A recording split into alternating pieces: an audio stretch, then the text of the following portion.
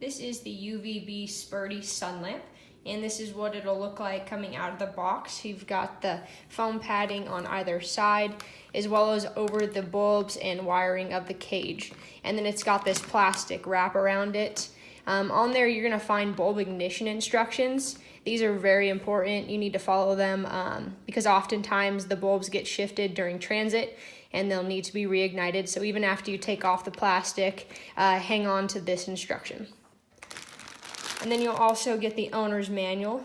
And so I'll open this up.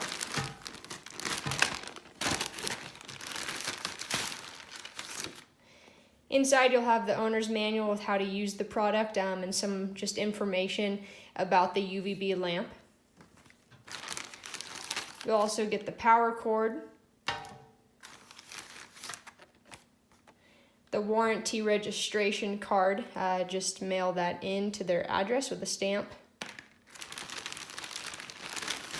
And then 2 pairs of protective goggles that you'll need to wear every time you turn on the UVB sun lamp and are using the product.